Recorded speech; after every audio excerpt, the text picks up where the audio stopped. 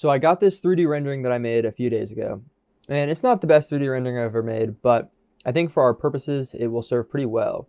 I want to make a sort of y2k monochrome, blown out, highlights, washed out, sort of print looking poster. And I have a good example here of what I mean by that. Something like this a little bit. So you got those blown out white highlights, a thick, dense glow on the highlights, monochrome. Then you got some text elements here, and you got some like flat overlay kind of graphics on top of it as well. This is kind of what I want to go for. So let's get into it. We got this 3D rendering here. The first thing I always do is I throw a 1-inch border on it. So this is a 16 by 20 at 300 dpi image. That's what I always use for all the Instagram posts at least. And I'm throwing a 1-inch border around the outside. This is not really like a functional border for like printing. It's more so like just an aesthetic border. I like this. It kind of encapsulates the work. It lets you like also bleed stuff into the border, and it kind of like gives you a more tight space to work from.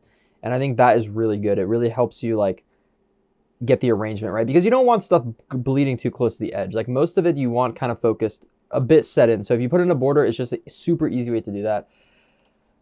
And I also like to work in the rule of thirds. So I want this subject is kind of going to be this grill. So I'm going to put that either in the top, like middle top left or middle top right.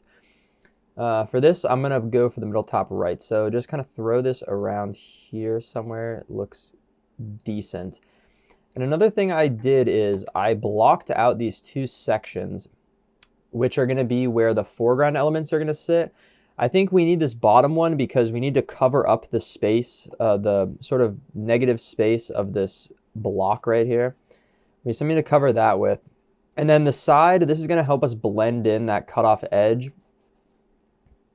And it's also going to fill in this side of it to keep it looking a little bit less symmetrical. Like right now, with this just a mirrored like part of the 3D rendering. So I kind of want to block this off. It makes it feel a lot more organic, you know. Maybe this could go. I don't want to align these up either. I think it's important to, especially for design, to not grid the stuff together too perfectly. I think if you align the stuff too perfectly, you kind of miss it almost. Your eyes kind of just go past it because like you're just going to follow this edge. Like these two edges blend together. It doesn't like draw your attention to a separate object. So by breaking these up and making them not as aligned, it can kind of like guide you through the middle of the elements more so. And I think that's the path. We want to create this kind of like down and right path on the image for your eyes to follow. That's very important. It's all about where your eyes go. This is almost going to be a background element kind of, the rendering, but that's going to fill up a lot of good space here in the background. And then we can have some interaction between this foreground elements and these background elements. And maybe we'll even do something a little crazy and have it overflow the border. Like for example, if I drop this opacity down, you can see this pipe coming off to the side. I might cut this out and have it like flow off to the side. It's kind of what I'm thinking, but that's all like kind of finishing steps. I wanted this bottom element to be some type of like text-esque element, but I didn't want to use type. And I think this is a good tip, or at least something that I'm thinking about more so when I'm making this stuff, is that if you just use a cool font and write random stuff, which is like what most people who are making these like aesthetic designs kind of do, and that's not bad. I don't like have any problem with it. I mean, obviously do whatever you want to, but I noticed that's a very big trend, and it kind of makes sense because when you're doing a design for like a product or like an event or something like that, it needs text on it to convey what the event is. But if it's just sort of an abstract display of your like artistic vision, like it's just a more art-based design, then I think keeping in that habit of using text and type definitely holds a lot of people back, because instantly when you see it, you're going to read the text, and if it doesn't say something that's important, I think it really takes away from the design. So I see a lot of people just plaster, and it looks nice, it's well executed, but the words or like what it's saying doesn't really add anything to the design. And I don't want to say that it's corny, because I think considering things as corny is kind of stupid, but it kind of makes you realize like, oh, this is, someone just put this here randomly, right? I feel like if it's just a design, having random text everywhere, it kind of like, it makes you think about it too much. It makes you consider what the text means. And if it means nothing, then that kind of takes away from the piece. I wanted to make something that was a bit more abstract that captured that same sort of aesthetic of type on a poster. So I went into Illustrator here, and I was kind of inspired by this sort of, I don't know if this is meant to, I assume this is meant to say something, maybe in like a different language, but I just blocked out these sections here, and then I just expanded them and turned them all into shapes here, you can see. Then I hit it with some beveling, but I wanted to keep these kind of narrow channels here in between this, in between that, and I think it looks good with these like really sharp corners here, or these like tight rounded sections, because I don't know, it feels precise, I guess. And that's, I think, a good look that I was going for. With this created, I have this in a group actually. I just dragged this out off to the side. And what I did was hit it with the 3D and materials. Now, if you've never used this before, it is a pretty good way to get 3D effects that has more control than like the straight up bevel on Photoshop, but it's also way easier and faster and simpler than just actually like rendering this. Like if you were to throw this into like Blender and like render it, you would have to set up the lighting and all this other stuff. It wouldn't take that long, but this is a good way to get like especially a non-realistic effect. You can set this ray tracing, which definitely makes it look way more realistic, but I think having something that looks a little bit less realistic is good, because I want it to have that sort of vintage feeling where like you wouldn't necessarily have access to or want to spend your time really 3D rendering something, because back in the day that was not nearly as accessible. Now every modern computer has a graphics card that can do 3D rendering, but it was not always the case. So you would be relying on these more like beveling kind of like faux 3D effects. So that's kind of what I want to go for, and I think that will keep it in period a little bit. So I just went in here, I set this rotation, and I set this bevel on the extrude. And you can just play with these settings. I already did this, I already tweaked this to my liking up here. I think this is what we're gonna go with. I think it looks pretty good.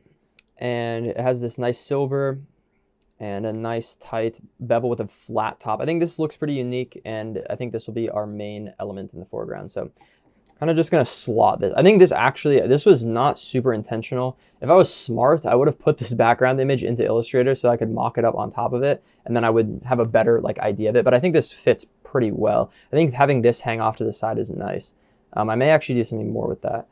Now we need something to fill up this column, and I'm not exactly sure what should go there. Okay, I like this hanging off the edge, I think. Yeah, well. Okay, I feel like if I have it this hanging off this side, that does look good. But then I feel like this will have to cut in more kind of to take up for that, because we don't want it to be too weighted to the left. It's all about, you got to think about the visual weights here. Also, that little thing right there in the corner is like not the best. You don't want to have these little isolated, see how this is like poking through here? You don't want to have little isolated stuff like that, because it just it looks visually distracting. So like even though it would be like incorrect, quote unquote, with the render, if I would probably just mask this off, honestly, if I was going to, but I think I'll get into that later, because I'm going to need to do something to take up this sharp edge. We can't just have that lingering around. So I'm not going to get too into like the effects or anything right now. I just want to like get a decent layout going, and then from there we can continue refining it down and down more and more. Something here, I'm not exactly sure. I think I might go with more of a flat 2D, like kind of like a symbol. I'm going to look through my computer, see if I have any symbols that are, give it a sort of, something, maybe an arc like coming down, or like I kind of want something contained, like something rectangular. I have this kind of element. It's like pixelated thing. I don't know. I just downloaded this off somewhere, I'm sure. This could be something. This could be something, kind of like an angled effect there. Oh, that could be good, because it could cover up this line. But I do worry that by introducing this like pixelation, we kind of are blurring too many aesthetics. Like This is kind of the same aesthetic, I would say, like 3D kind of metal. I don't know if I do this, I'm gonna have to go with like, I'm gonna have to be locked into like the pixel aesthetic. So I'm gonna keep looking. What would look good there?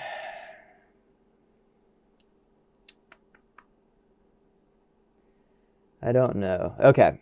Instead of dwelling on this, what I'm gonna do is I'm just gonna start banging out some of the like more detailed stuff. So like first up, I'm gonna play with some gradients. I'm gonna throw all these into a folder. Select border.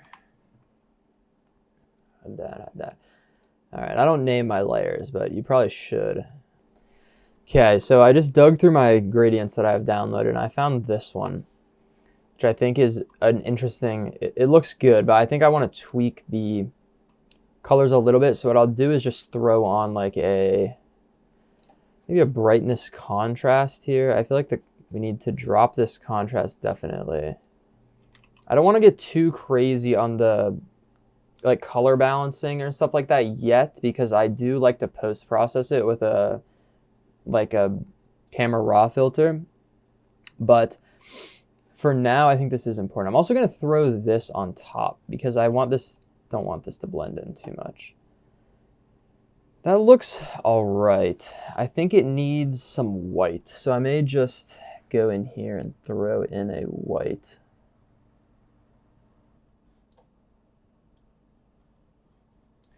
Okay, I ditched the color. I ditched the gradient. I'm just going for this black and white filter. I like max this all out for maximum contrast and also maximum lightness. Color balance this straight cyan and straight blue. Let's get that. Okay, that's fine. Hue saturation, crank the saturation up. Crank the blue up on this as well. Maybe that's good. And adjust the hue a bit as well here. And then another brightness to crank this up and drop the contrast because that is like way too saturated. Actually, I think we're going to keep the contrast high for now, because what I want is I want a high contrast that then I can wash out afterwards, I think is the way to go. Instead of trying to fuck with the contrast too much here, I think that might mess it up and that will kind of ruin the blown out effect, I feel like, slightly. So what I'm going to do now is I might just collapse all of this into this should go up here. I might just collapse all of this into a folder. I'm going to duplicate this, put this in a folder. I'm going to flatten this, call this pipes.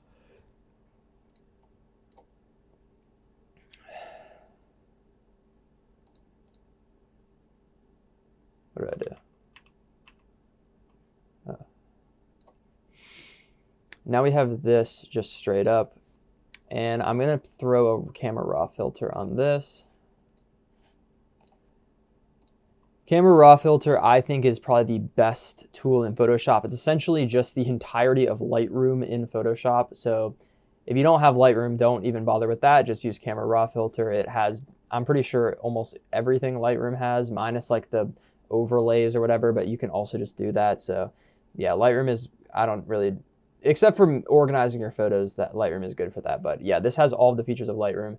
And if you know how to color balance photos and like color grade photos, it's a super helpful tool. I think one thing that a lot of people who do 3D modeling and 3D rendering are not the best at is post-processing their photos. Like, I see people using the Blender like compositor. I don't know how to use that, so maybe it is really good, but I feel like just something like this with these sliders gives you such a fine control over the product that like you will never be able to produce in the engine. Like, it's what comes out of the 3D rendering, like the raw 3D render is like not meant to be the final product, in my opinion. I think you definitely need to post-process it, and I think that can take what you make from looking not bad, but it looks very flat or not the best, to really popping out and looking crazy. Yeah, so I'm gonna bump this.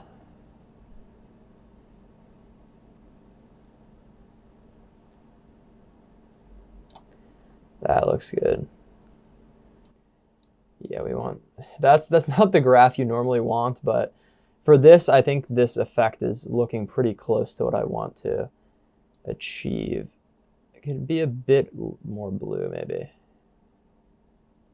Nothing too crazy. Is the purple or green looking? Maybe slightly purple, honestly. I feel like that's good. It makes it adds a little bit of depth to it.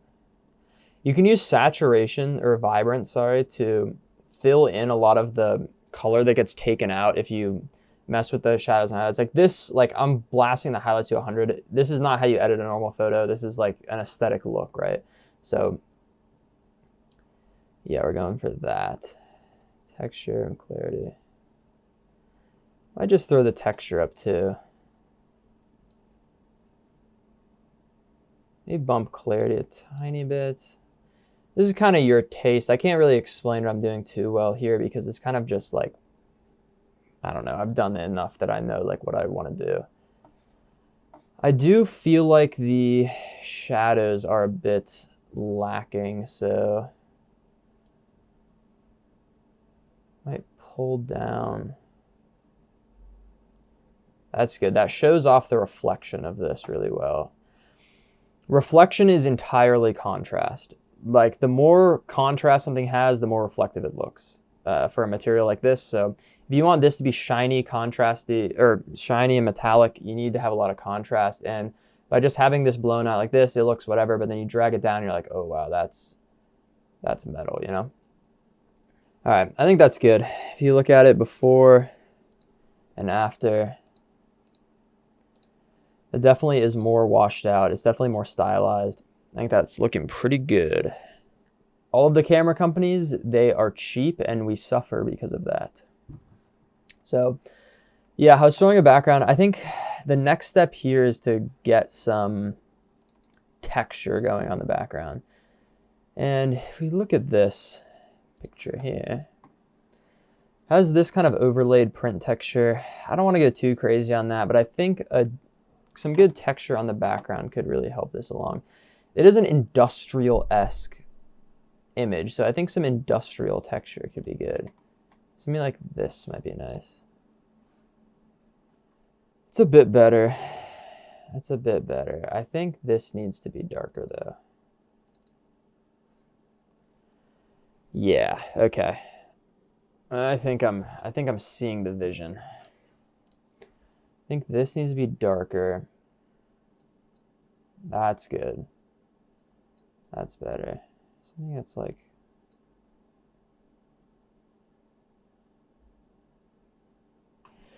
I think what this image is suffering from is that the edges are too sharp. I think that is holding us back. So I'm going to do a little bit of a trick here. I'm going to select this, and then I'm going to go to select, and I'm going to do modify feather. Very, very powerful, this selection modify thing. Now, you have to keep in mind the size of your unit. So this is a huge image, so 5 pixels probably won't do that much, but 15 might be good. Even that's a bit too small.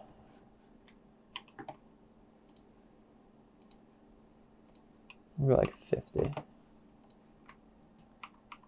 Okay. That's looking good. And then we're just going to apply this as a mask. And there you go. You see this just blends in these edges ever so slightly. You don't lose the crispness of it. Like you can still see that they're sharp lines, but it lets you see some of the underlying texture like poke through it. It's a little bit hard to even notice at a glance. Like if you didn't know that I did that, aside from a few sections, like this looks kind of bad, but then you can just go in here with the brush on the layer or on the mask and just paint, oh, wrong way. Paint this away with a soft brush. There you go. Trim that off. And yeah, that looks instantly way better just off of doing that. Like it goes from being this super crisp image that like stands out from the background so much. You just do this and it instantly just blends it in. Super, super good. I think I'm gonna go even harder on that, on this edge. I'm gonna use kind of a similar effect on this edge, I think, to kind of blend this edge in more. Honestly, what I might do is just hit the mask with this soft brush. Let's blend some of this in. What we really want is to take out that sharp edge, and then everything else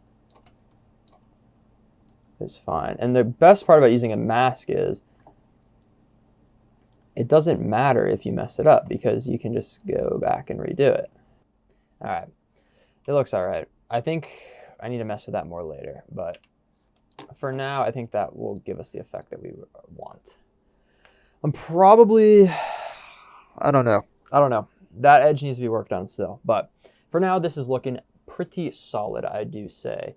While I'm doing this step, I can look for any other areas that I think are particularly need to be blended. I think this corner is gonna be very tricky, so we can get working on this. Yeah, this is a tricky one as well. It's like you want this. Actually, that might be all right. Yeah, that looks all right. I think that there was too much white here that was throwing it off. Yeah, that's good. Yeah, I like that. Always remember to zoom out too, because realistically, the way you're viewing it on your screen is going to be way more up close than anybody else viewing it, most likely. All right, that's looking pretty money. Now, while we are here, what I'm going to do is make a flat copy of this layer. Another little trick, which is select a color range, and that color range is going to be highlights. And from here, you can select your color range. I'm gonna go pretty tight on this and select this color range and make a new layer with that selection. And we are gonna wanna fill this with 100% white. Basically, what you have now is you have a layer of pure white blowing out all of the highlights. And then what you can do with this is convert this to a smart object. Then add a blur filter, a Gaussian blur filter, and instantly you have a perfect glowing blown out effect. You can mess with this to affect essentially how tight or how like blurry it is. It's a blur filter. I think something like this is probably fine. And then from here, you can play with this. And if you look normal, you go through these and you can see, I think that's good. And then I'm just gonna drop the opacity on this because it is a bit intense. Like, see how all the tops and sides are glowing as well? That's not what we want. That got picked up when I did the select. I should have done that differently, but it's okay. We can fix that by masking it. And now you can toggle between it and kind of just see you got the areas that you want. That kind of fixed this edge a little bit too, kind of covered up our sloppy job there. So yeah, I think that's looking quite all right. I think in the post, I'm gonna have to dial in these colors or the levels a little bit, but because I'm noticing sections like this are kind of getting too blown out. So maybe I'll even just go in with the mask and just sort of like take some out of this section to help like clean it up. So I want to preserve some detail here. All right, that looks nice. Yeah, I think this is, oh, there's a little bit up here. Feel free to only highlight certain parts of the image too. Like this side is looking a bit white, so maybe I'll even just take out a little bit of the blur here. So I threw our bottom element here back on. And I think instantly what I'm noticing is that this box is way too light. It really is standing out and taking away from the image. So I think realistically, what I need to do is either lower this some. I think this is good. Lowering it like this will help with that. And then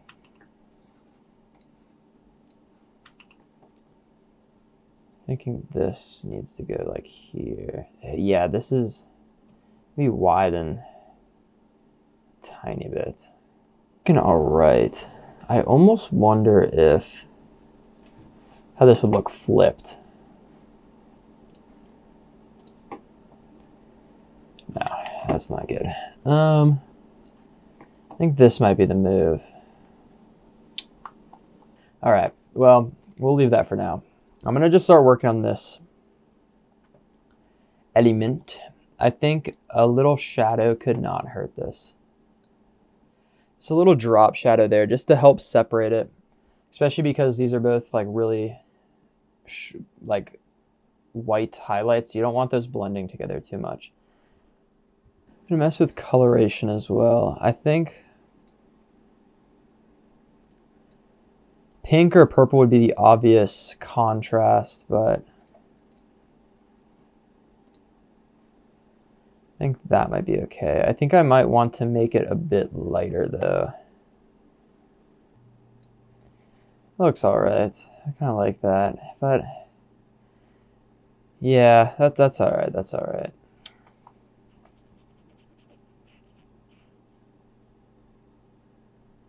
All right.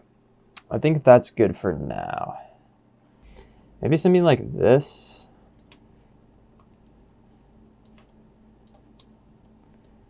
Kind of vibe.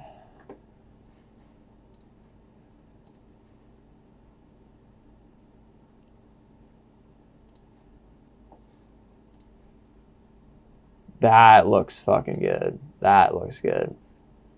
I like that a lot. That's money. Okay, that's what it needed. It was just a little bit too clean. Just a little bit too clean. Throw that texture on there. And that is looking quite nice. What next? This side. The side I've been putting off for a while. I think maybe we fill this with some type of texture or some type of element that can kind of like run across it. Sort of like what this effect did, but kind of to the whole image. And maybe that will help blend in this into the background a bit as well. Okay, so what I did is I just put this black and white filter on the image. So I put this wave texture here. I made it black and white, and then I made it overlay. Let's see if any of these are better. That might be better, actually, soft light. And then what I'm gonna do is go into here, and because the original image, you can see it's darker here and lighter here. If you wanna blend it, all you have to do is blend if white, and you can see it's creeping across. This left side is mostly intact still, even though we're pulling this across. And you can hold Alt and drag this to get more feathering on it. And already that is looking pretty solid, I think. I don't want this to interfere with this, with our elements too much, especially in these areas that I want more detail in. So I'm just gonna pull it off of those. But in these kind of more empty areas, I don't think that it's necessarily a bad thing to have. I think I know what the answer is. I think what I want to do is have some of these pipes wrap back around on this side. I could just cut out, like this whole section is kind of getting lost a little bit. Like you can't even really see that there. So I might just throw this back in. How should I take this? Should I use this?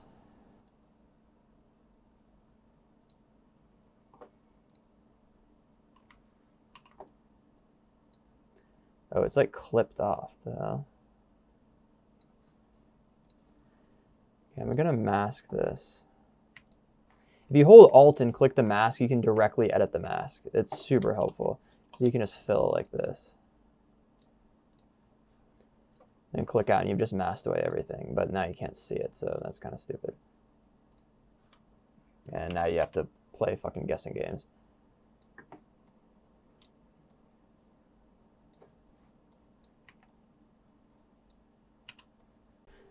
Okay, I don't know where the camera cut off, but what I want to do is have some pipes. I want to have some pipes running down this side. Now, the problem is what I need to do is just render more pipes. But that's going to take a lot of time, and I'm feeling a bit lazy, so I may just get something that kind of emulates the pipe. No, I shouldn't do that. Okay. All right. Listen, sometimes it's good to do the hard stuff.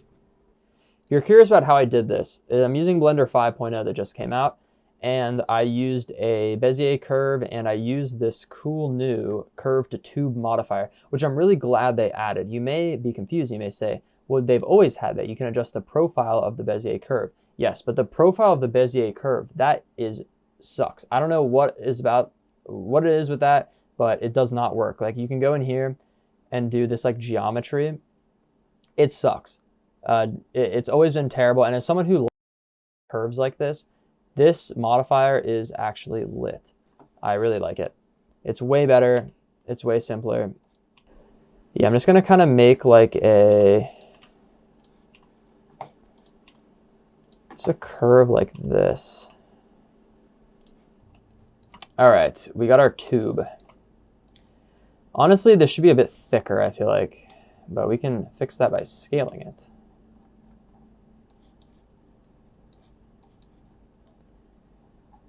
Actually, I don't know if I like that. A nice fat tube. Maybe not too fat. The past week and a half. That's crazy. It's like I parked and I looked out my window. I'm gonna 5150 you. I parked and I looked out my window and it freaked me out because I was like, dude, like it is crazy how real everything looks right now. And I was like, that is so crazy. It's just you, like, your brain finally setting. You're making those connections because we're forming our final stage brains. Yeah. Ugh. This is really annoying. I should have kept that camera raw filter as a smart layer. I should have kept the camera raw layer. Fuck. I should have kept the camera raw filter as a smart filter so that I could have copied it and pasted it onto this. But I didn't do that. So now I'm in an annoying place where I have to redo that effect onto the pipe. Or I do something different with the pipe, maybe. Maybe. So I copied the grain effect from the text. I'm going to try to overlay this on the pipe. I think that will look quite good. Just to give it a bit of texture. And I think I want this to be a bit more, yeah, something like that. I'm not a big fan of how this tube is looking. It's a little bit too wonky. The rendering flaws are poking through. Ugh. You freaking tube. It's still square. What is wrong with this thing? I put the fucking thing in the thing. Okay, I was being a little silly Billy with the rendering, and I had the resolution of the Bezier curve set too low. That's why it was looking weird. So this ought to fix it. And if I get my third tube here, that is a nice looking tube. I think right here is pretty good. All right, that's a cool looking tube. I think what I might do is there's like that little white thing there. I might go ahead and get rid of that using the same method that I used to blend the edges of the main render. Also, I need to get rid of this thing, whatever this is. It needs to get rid of. Okay. Yeah, so I'm just going to select this, filter, modify, contract. 5 pixels, that'll do it. And then hit them with the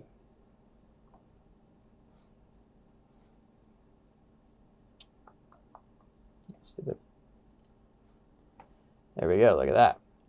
I maybe need to have this tube expand off now, or maybe have that go up or something. I feel like that might be missing because now we're breaking the border. We're going over the edge of the border. So I feel like now we need to kind of keep that theme going in order for it to kind of like play. It has to make sense. Like the choices that you make need to have some type of like logic within the piece. So like if this tube is allowed to cross the border, then this tube should be allowed to, is what I think. So I'm going to go with this and maybe, Not sure the best way to go about this because we need to overlap this border. But it doesn't quite reach the edge. So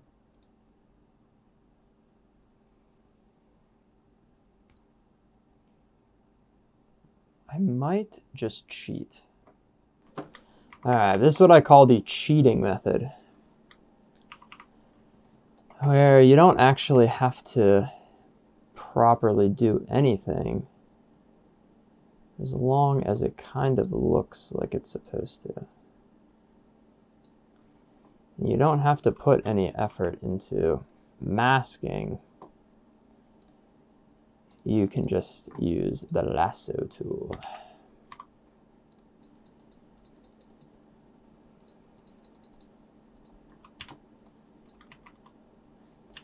What is wrong with this fucking thing? Flow. Oh my god, that's so annoying.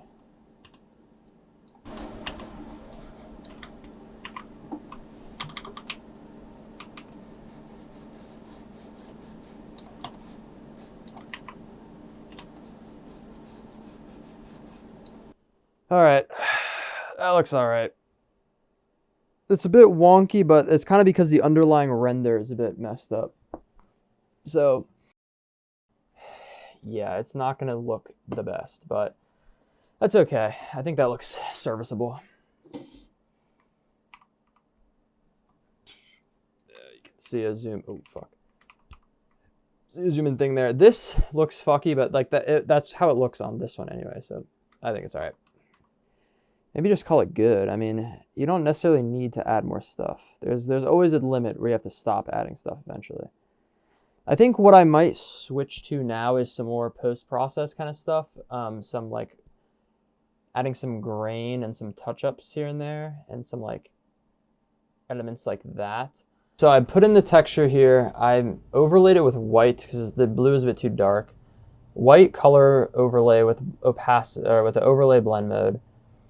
Then black and white filter on top of that, and then blend mode this multiply, 22% opacity. And if you zoom in, you can see we're getting some pretty solid texture in these little crevices without it ducking the whites or without it oversaturating the darkness too much. What else? It's not super obvious. I wonder if that's maybe I should maybe like try to scale it up.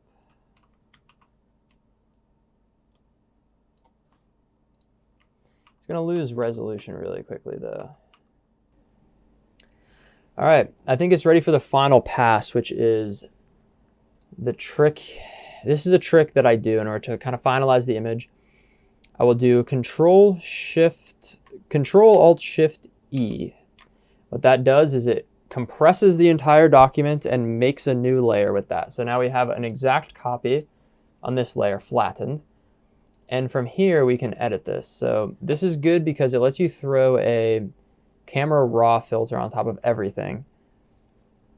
And then you can do some final touch-ups with color grading because inevitably the textures, the various things, they all fuck with the color grading. So you can kind of throw a final pass on here. And you can also preview with this nice little graph. Our graph is unfortunately a bit cooked, but another tip with this is whatever you think looks good, scale it back after you do it.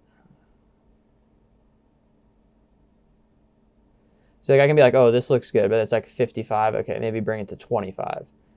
And you'll still like it, but it just won't be as intense. You don't want to go too crazy with the contrast, I feel like. It's a way to make everything look very cheesy and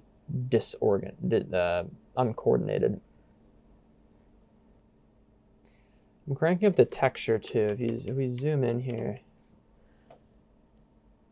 see that definitely makes the overlay pop a lot more. It kind of adds a contrast with the overlay textures as opposed to within the colors of the image. I feel like this is maybe even a bit too much contrast. Like I feel like we may need to walk it back a little bit.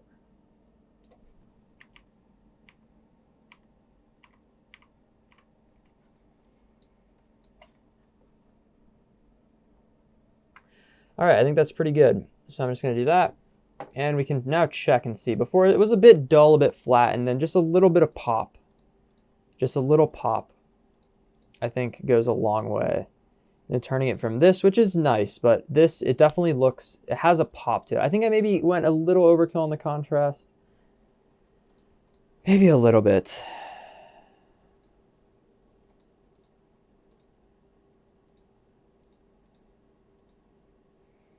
I think it's this that I'm liking whiter instead of grayer. No, we're keeping it. I'm gonna commit to it. I'm gonna lose my mind if I spend too much time fucking with this. I think it looks better. It looks better. Yeah, we need to keep it like this. All right, and then the final step is I'll duplicate this, and then I'll hit it with a filter gallery. This is a secret. They don't teach you this in school. And you just, it's already on it even, just, and you go grain under texture, grain, and then you have these other grain filters besides like regular grain ones in the filters tab. And I mean, this is where the good stuff is. Like these, this is really, you can pick. I like the, where is it? Enlarged. I think the enlarged grain for a big image like this, I think that's what we want. And then you can play even more with the contrast and stuff like that here. Contrast is already pretty high, so I don't think we need to blow it up in here too much.